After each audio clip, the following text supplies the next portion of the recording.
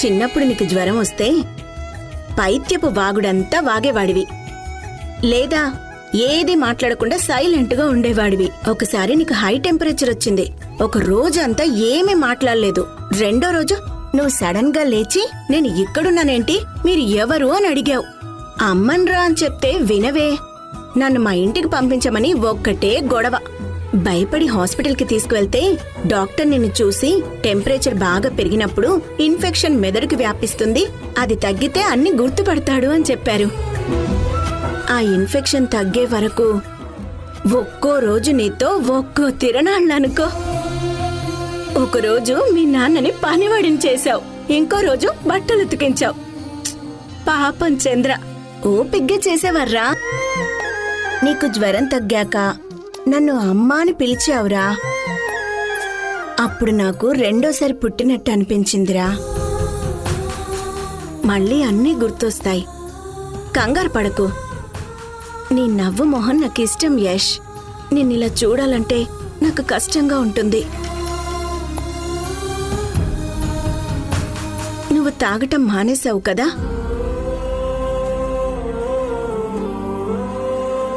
నువ్వు తాగటం మానేశావు కదా యష్.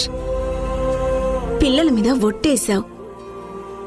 మళ్ళీ తాగేంత కష్టం నీకేమొచ్చింది?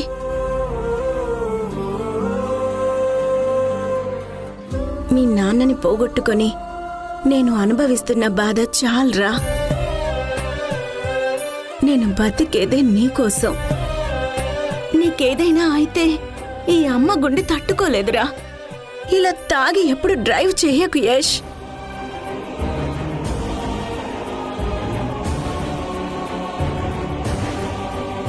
నువ్వు నవ్వుతూ తిరిగితేనే ఈ ఇల్లు సందడిగా ఉంటుంది. మా యష్ అల్లరివాడు. నువ్వు ఎలా ఉండేవాడివో చూపించనా?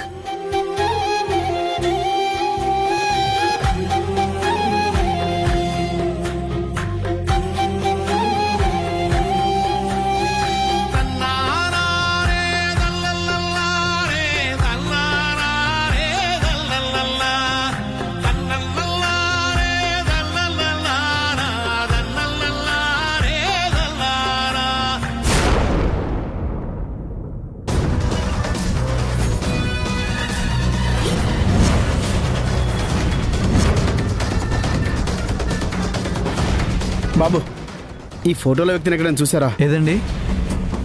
లేదండి, చూడలేదు.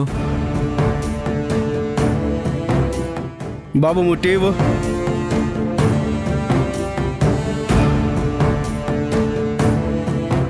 అన్నా, ఆ కాశీగాడు ఎవడన్నా?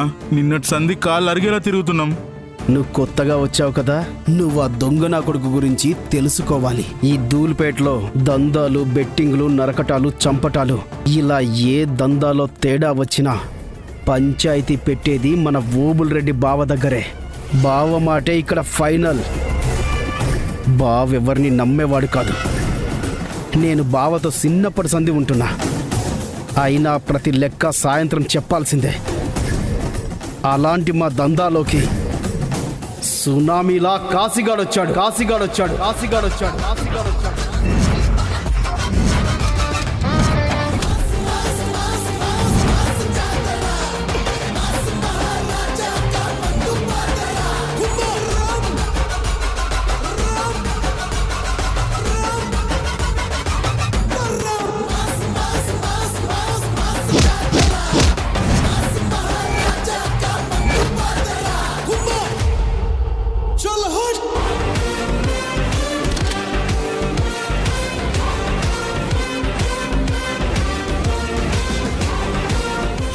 ఎవడికైనా ఏదో ఒక పనిలో ప్రావీణ్యం ఉంటుంది, కానీ ఆడికి మాత్రం బావ నడిపే ప్రతి దందా మీద పట్టుంది.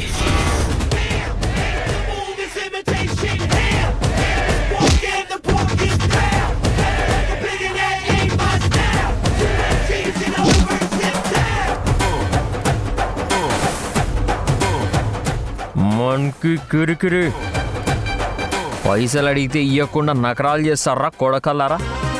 మీరు ఆకు రౌడీలు అయితే నేను ధూల్పేటకే రౌడీన్రా. ఈ కాశీగాంతో పెట్టుకుంటే కాటికి పోయినట్టే. తీవ్రా డబ్బులు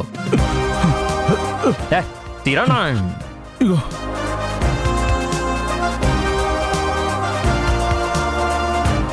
చల్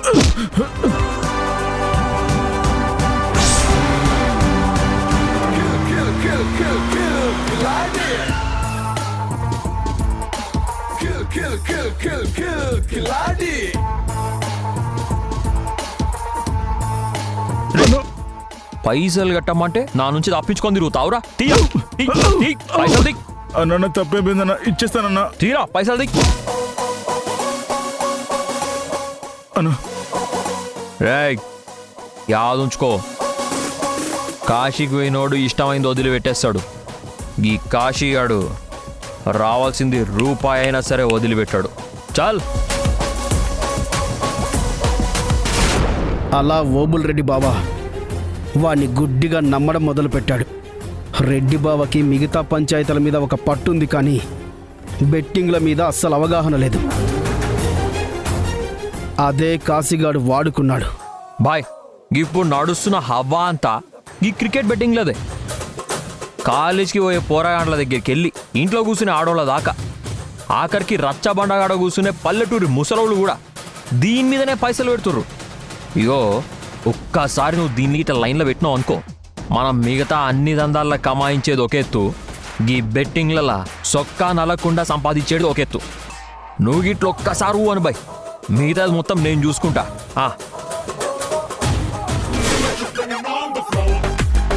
రేయ్ నెక్స్ట్ బాల్ 4 కొడతాడని 25,000 బెట్రా. ఆ బెట్టింగ్ల పిచ్చే వాడి కొంప ముంచింది. మిగతా దందాలో వచ్చిన డబ్బుని కాశీగాడు ఇక్కడ వాడటం మొదలుపెట్టాడు.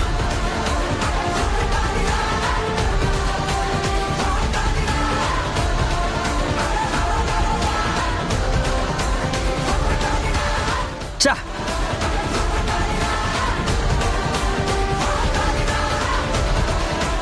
రే ఈసారి 2 లక్షలు ఎయిరా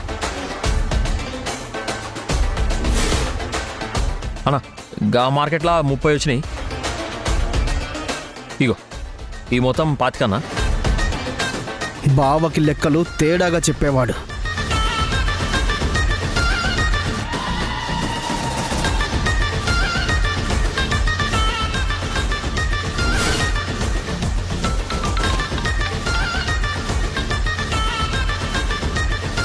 రేయ్ బాయ్కి 25 లక్షలు సర్దామని చెప్పినా కదరా, రెడీ అయిందా లేదా? వాడికి బెట్టింగ్ పిచ్చి ఎంత పెరిగిందంటే డబ్బు కావాలంటే కాశీబాయ్ పేరే వాడుకోవడం మొదలుపెట్టాడు. వీడి బెట్టింగ్ల పిచ్చి గురించి, వాడు చేస్తున్న అప్పుల గురించి రెడ్డి బావకి తెలిసిపోయింది. వాణ్ణి ప్రాణాలతో తీసుకురమ్మని చెప్పాడు. ఈ నా కొడుకుని పట్టుకుందామని వెళ్తే తప్పించుకున్నాడు. ఎక్కడికి పోతాడు? వాడు ఎక్కడ దాక్కున్నా వెతికి పట్టుకోవాలి.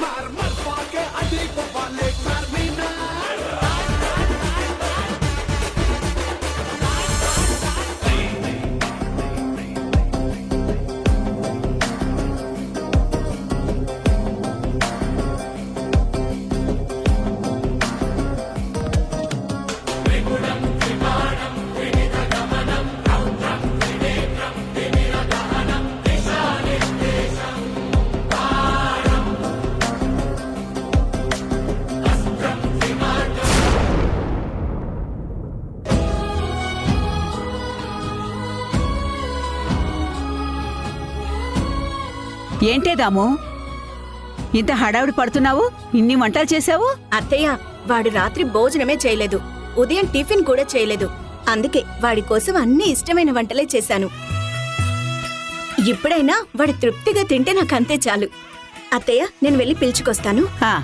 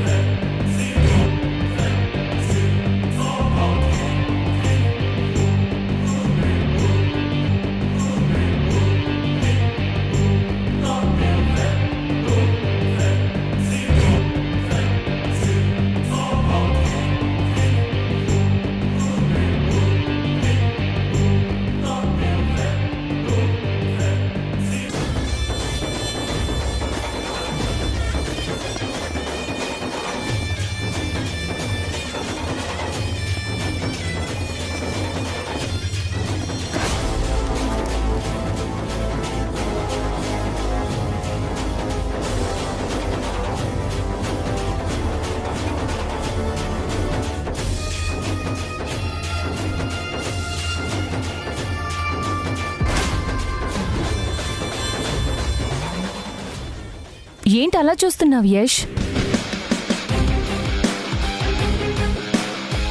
ఏ ఒంట్లో బాగోలేదా?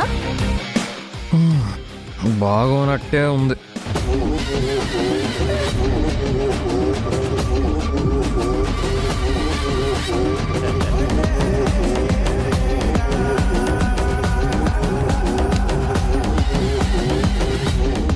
జ్వరం ఏం లేదు యష్.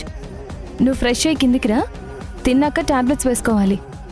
టైం అవుతుంది కదా. టాబ్లెట్స్ మత్తుగా ఉండడం వల్ల నువ్వు నిద్రపోయావు యష్. నువ్వు కిందకి వచ్చి కొంచెం సేపు నా పక్కనే కూర్చోవచ్చు కదా. బాగుంది నువ్వు ఇలా దగ్గరగా ఉంటే. ఫస్ట్ తిని టాబ్లెట్స్ వేసుకోవాలి. ఆ తర్వాత నేను వచ్చి నీ పక్కనే కూర్చుంటాను, సరేనా? లుంగి చల్లొచ్చుగా. లుంగినా? నువ్వెప్పుడు లుంగి కట్టుకోలేదు కదా యష్, ఏంటి కొత్తగా అడుగుతున్నావు? వాడికి దెబ్బలు తగిలాయి, పాయింట్ మీద ఇబ్బందిగా ఉండొచ్చు. ఏ, ఇప్పుడు లుంగి కట్టుకోకూడదా? రే యష్, మీ నాన్న లుంగి ఉంది, నేను పంపిస్తానే. నువ్వు తిని టాబ్లెట్స్ వేసుకోవాలి. త్వరగా కిందకొచ్చేయి.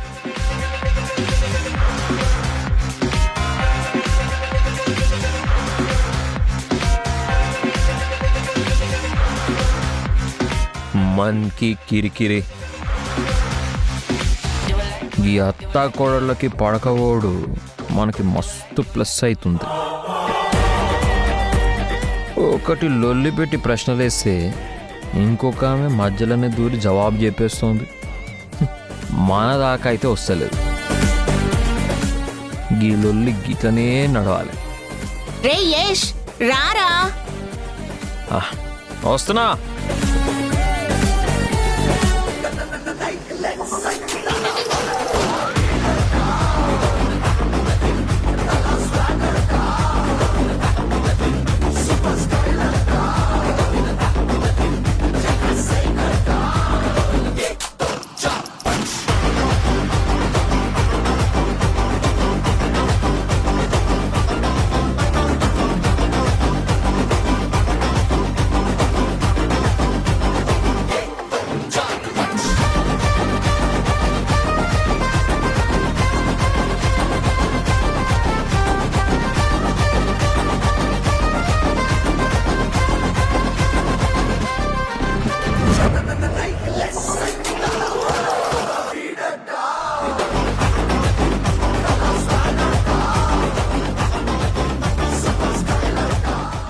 ఏంట్రా దర్శనం?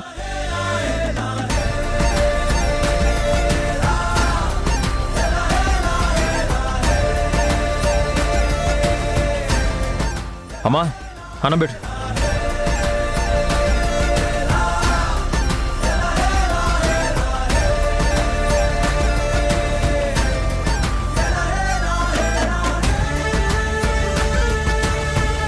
రేపటి కూర్చోరా, కూర్చో.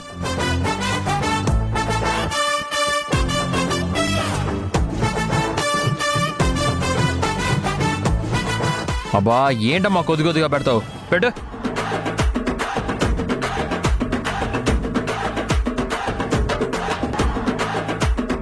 యష్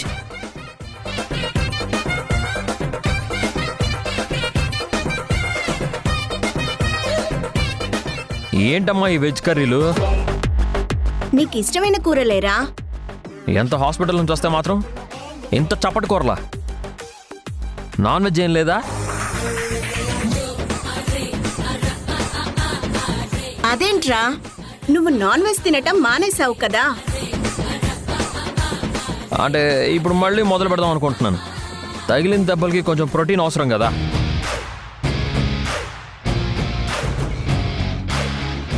రేపు చేసి పెడతాన్రా, ఈ రోజుకి ఇదే తిను. ఏంటి ఆగా ఈ కూరలా? పాపం నీకిష్టమని మీ అమ్మ ఇవన్నీ చేసిందిరా. మ్మ్, అమ్మా కారంగా ఏమైనా పెట్టమ్మా. కారంగానా?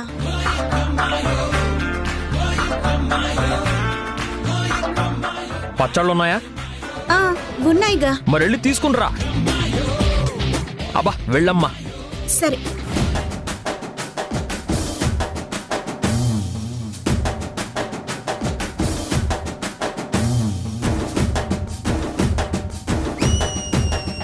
ఇవిగోరా, ఆవకాయ పచ్చడి, నిమ్మకాయ పచ్చడి. కారప్పొడి ఉందా? ఆ, ఉందిరా. అది కూడా తీసుకురా. సరే. ఒరే ఇదిగో స్పూన్ తీసుకోరా. వద్దు.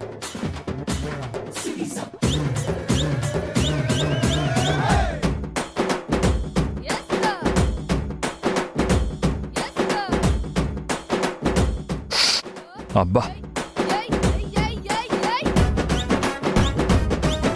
అమ్మా కారప్పొడి ఇవ్వు. యష్ రే యష్, అంత కారం తినొద్దురా. అమ్మా నువ్వు ఉండమ్మా.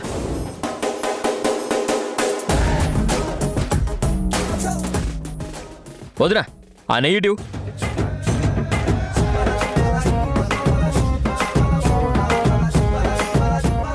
ఏమన్నా అన్న భార్య అంటే వదిననే కదా, ఇంకేమనాలి? నేనేదో అనకూడని మాట అన్నట్టు గిట్ల చూస్తురేంది ఇల్లంతా. అన్న భార్య తల్లితో సమానమే, కానీ ఆ పిలుపుకి ఈవిడ అర్హురాలు కాదు. అందుకే నువ్వు పేరు పెట్టి పిలిచేవాడివి.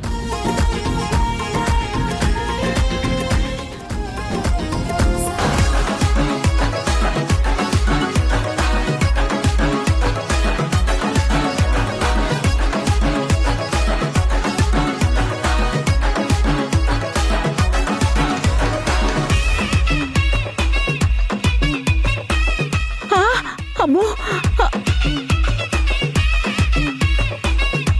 రే యష్, అంత కారంగా తినక్రా, కడుపులో మంట వస్తుంది.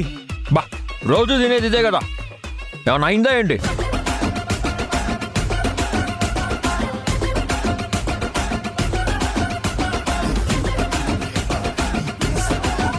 రోజు తిన్నా ఏమీ కాదని పుస్తకంలో చదివాను. కారం మంచిదే ఆరోగ్యానికి.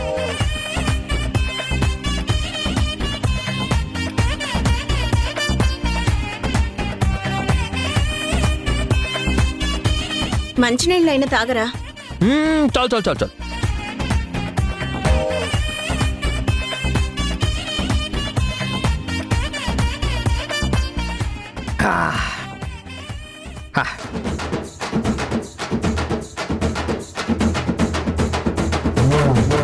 రేయ్ నువ్వు తింటావా? వద్దా? ఆయన మీ వల్ల కాదులే, పిల్లబచ్చాలి. పిల్ల బచ్చల్లారానా? మరి మీరు పిల్లలు కాకపోతే ఓటు కాళ్ళ ఏంటి? ఇక్కడ నేను ఏమన్నా ఐటమ్ సాంగ్ డాన్స్ చేస్తున్నానా? అందరూ అలాగే నోరు తెరుచుకొని చూస్తున్నారు. అమ్మా వాళ్ళకు కూడా పెట్టు. తినండి. యశ్ అలవాట్లు మారాయి, పద్ధతులు మారాయి, అంతే కదా.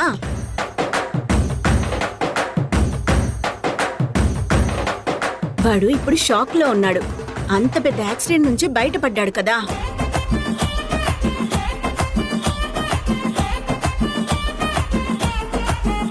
ఒకవేళ వాడికి ఏదైనా జరుగుంటే ఇప్పటికే ఇంట్లో ఒక నష్టం జరిగింది.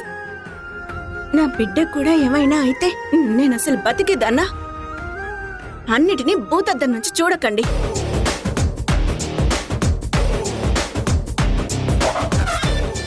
మనుషులు షాక్లో ఉంటే వాళ్ళ అలవాట్లు పద్ధతులు అన్నీ మారిపోతాయి. నేను కూడా అంతకుముందు ఇలాగే పిచ్చి పిచ్చిగా ప్రవర్తించలేదా ఏంటి? అలాగే వీడు చేస్తున్నాడేమో. వాడు కోలుకునే కొద్దీ అన్నీ మారిపోతాయి. అప్పటి వరకు వాడికి ఇష్టమైనట్టు తిననివ్వండి, నచ్చినట్టు ఉండనివ్వండి. నువ్వు తినరా.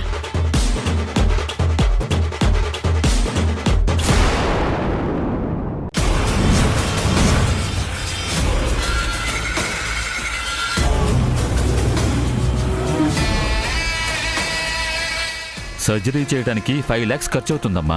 మేం ఒక్క పైసా కూడా కట్టాం. పండ్రే. అమ్మా అమ్మా పాపం అన్నమ్మా. ఎవరే అన్నా? ఎవడికి అన్నా? వాడేమన్నా నా సొంత కొడుకా? గాలి నా కొడుకని చారదీసి పెంచిన.